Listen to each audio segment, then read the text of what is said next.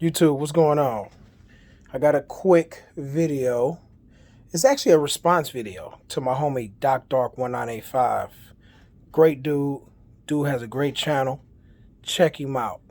Especially if you are, an Xbox fan and you like Xbox, definitely check him out. But you gotta have thick skin, cause he keep it 100. He keep it a buck. He put himself out there as an Xbox guy, and I respect him because he keeps it a buck. You know, I am a PlayStation guy. I love PlayStation. So, but I like his content, and I think that if whatever your stance are, right? If you're level-headed and you're not a fanboy, you can appreciate his content. You know what I'm saying? Regardless of what your preference are, you can appreciate his content. I feel like same with me. And if you know what I'm saying, you don't have to agree with me. But I would like to think that people would appreciate people being real. I think that's very important. Gotta be real. I don't want to listen to anybody, YouTube, radio, if people are just regurgitating BS, knowing they lying, just, you know what I mean? Got time for that.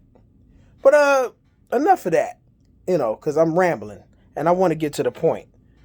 Doc Dark made a video about PlayStation 5 not having any games. Actually, I'm going to try to condense some of the video because I watched the last few of his videos, a couple of his videos, whatever. And one of them was PlayStation 5 doesn't have any games right now either. And the other one was the PlayStation 5 and Xbox Series X and S were bad launches. So I'm going to start there with the Xbox and PlayStation ninth generation having bad launches. Personally, I don't agree with it. I'm not saying he's wrong, but I'm saying I don't agree with it. Personally, I feel like they had great launches. That's what I feel like. I feel like the launches were great. People were buying them like crazy. You're going to have trouble with them, but that's just what it is. You know what I mean? You're going to have trouble out of certain systems. Stuff ain't going to run right, whatever the case may be. But for the most part, a lot of the issues are really software issues. It's not really any issues with hardware, at least from my perspective, from what I see. Like game crashes and stuff like that can easily be fixed with a patch. You know what I mean? Some stuff not running right, like the issue with the controller not charging on the PS5. Patch, fix that. Boom, now it's working. So the hardware issues ain't really been prevalent, and I haven't seen. It's been a lot of the software issues. But as far as like both of them had bad launches because they both ain't have no games and all of that stuff, nah. People bought what they wanted. This is the truth. People bought what they wanted. They knew what they were getting when they bought it. I mean, it was a lot of hype and all of this stuff, man. We knew about these consoles coming 2 years ago. A lot of us fans that got these consoles now at launch knew what it was a minimum a year ago. I even go as recent as January. Hell, no, excuse me, December of last year, when they announced the Series X at the Game Awards. We knew. And boy, and Microsoft did not let you forget either, did they? At every turn, it was an unboxing, it was a demo, it was a something. You know what I mean? So Xbox ain't let you forget anything. PlayStation did their thing, trickled out information. We looking up articles. We were well versed at the time of our pre-orders. We were well versed in what we were getting. We knew exactly what we were getting. Xbox gamers who bought Xboxes, they bought Xboxes because of their personal reasons. Same with PlayStation fans, PlayStation gamers. They bought theirs. You know what I mean? So, nah. I think a bad launch would be I guess if you want to consider, Halo not releasing at launch, the Halo Infinite, that would make for a bad launch. That would probably, especially if you've been anticipating it up until they decide to cancel it in the summer. You already, yeah, I would consider that a bad launch. But other than that, people who went along and bought the Xbox Series, knowing Halo Infinite is coming next year, from what they said, it's still, I mean, it's still not a bad launch. When you think about the games that's coming next year in the launch window, it's not a bad launch at all. We PlayStation fans, first of all, I'm gonna talk about the games. He said PlayStation 5 didn't have any games either. I disagree with that. I personally feel, now no shot at my boy Doc Dark, that's my dog, but my opinion is, on the contrary, PlayStation did launch with quite a bit of games. Yeah, there were games, some of them were still available on the PS4, but nevertheless, they're brand new games to play on your brand new system, and you get the bells and whistles of those games that were available on PS4 that you could play on PS5 or whatever, or available for the PS5. You get the bells and whistles, the upgraded visuals, the better frame rates, all of that. So you get a taste of next gen. And Spider-Man Miles Morales, no doubt about it, is a next generation game when you play it on the PS5. With the capabilities and the stuff that you see it doing, the visuals, the frame rates, the everything, that is without a doubt that's a next gen. You get next gen right there, and that's just the tip of the iceberg. You know what I'm saying? But as far as PlayStation not having no games, they got the Spider-Man Miles Morales, Godfall, which isn't right now is not available anywhere else. I don't think it's available for PC right now, but I know it's coming to PC. I do know that, right? Right now you can play that. Sackboy, that's another exclusive.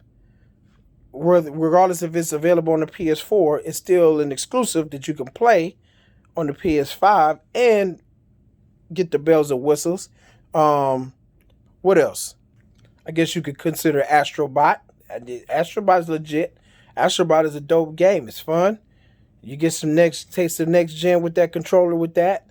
Not to mention the games that's coming next year with God of War, Horizon, Forbidden West, and some other ones. I'm sitting pretty. PlayStation fans are sitting pretty, really. And if you're a gamer that bought an Xbox to play the old games specifically, then you're winning too, because you got exactly what you want. I want to say something else. I know I'm jumping all over the place, but follow me. With the Xbox Series X, and it being behind in power and performance and stuff like that, right? PlayStation fans are not really bragging and boasting about that per se, right? That's not really what's going on here. So the narrative have always been Xbox, power, whatever. That's what it's been. Power, 12 T-flops, all of this. So PlayStation fans just giving it right back to them. That's all. And listen, man, this is all shit talk. It's fun. It's fun to talk. You know what I'm saying? It's fun. You know what I mean? Ain't no need to get all emotional about it. You know what I mean? It is what it is. You got the system that you got because you wanted it at the end of the day. There's no way anybody can make me feel bad about what I purchased. They just can't. I got what I wanted. If I wanted an Xbox Series X, I would have got it. If I wanted both of them, I would have got it. When I bring up conversations and stuff like that, man, I'll be really wanting to understand the logic. I'll be really wanting to understand, why did you get it? What is the point? When I ask, why did you get an Xbox Series X? What is the point in that? Now I can actually see people getting the Xbox Series S over Xbox Series X. You know what I mean? Like, seriously, I could definitely see that. But I don't necessarily understand why people will go out and get an Xbox Series X over an S. And if the Xbox One X was still on the market, I would argue of getting an Xbox One X over an Xbox One S. I would. I don't know. Then again, I take that back. Maybe not. Because you do get next gen games. Next gen 2K and Call of Duty on an Xbox Series S you get it on there. You won't get a next generation version of Call of Duty and the other game I mentioned. You won't get that on the Xbox One X. So I take that back. Xbox Series S makes sense. It makes more sense than any of these other games. But if you getting the Xbox just for Game Pass, then strictly for Game Pass, then you damn sure don't need no damn Xbox Series S. You can get Xbox One S. You can go and get a used Xbox Fat, the VCR Xbox. Get it off the used market. Go to eBay and get one of them for about $100 and get you some Game Pass. And that's really winning. But I'll be damned to do that. I'll be damned to buy one of these new systems just to play some Game Pass. I'll be damned. You know? But that's me. That's me. You know, I ain't trying to speak for nobody else. And I'm not trying to make this video long too, but don't get me wrong. I think Doc Dark had some great points, and I just can't agree with them. That's all. I just can't agree with them. Especially when it comes to the launches. The launches were phenomenal, if you ask me, on both sides. People got what they wanted. No one felt duped. No one felt ripped off. And even if their console broke, right? Even if their console broke, it was under warranty. They were going to get another one. If they get one first dibs. You know, call Microsoft right up. They probably ship them one exclusively right to them. You know what I mean? Like, same with the PlayStation, if that was the case. So, it's because it's under the warranty. You winning. And like I said, I've had a few issues with my PlayStation 5, straight up. Like, I had the no charging issue that my controller wouldn't charge. With the update, now it's charging. No problem. No problem. I have not experienced a crash yet, but I've only played 2 games off of it, 2K and Astrobot. And I platinum Astrobot, never had a problem with crashing or anything. But as far as like anything, man, bro, I've had no problems out of my PS5, man. None. I'm thrilled. I am thrilled with my PlayStation. I am. But that's all I wanted to say.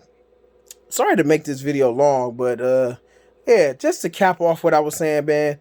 I think the PlayStation and Xbox had great launches. The problem, with the launches really was the scalpers. The scalpers were the biggest problem, but that's just what it is. That happens every console launch. I think this have been by far the worst I've ever seen when it came to scalpers and console launches. This is actually my 3rd console launch, and this is about the worst. And I think it's probably because of how advanced the internet has gotten, between the other times and now. The internet is it's not what it was back then. I think if the internet was what it was back then, like it is today, I'll probably see the ridiculousness when it comes to the scalper. But other than that, man, everybody who bought a system is happy. Not that I know of.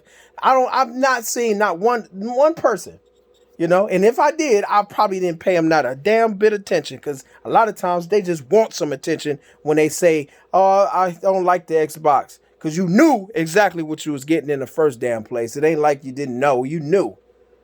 Damn. 15 minutes. I didn't mean to go this long, man. It was 14 minutes going on 15, but that's all I want to say, man. I want to make this video long. Holler at me in the comment section. Let me know what's up, man. And I got some more content coming, man, and I appreciate y'all, everybody who support my channel, everybody who sub to me, everybody who interact with me, everything. I appreciate it. Much love to y'all, man. Rome, I'm gone.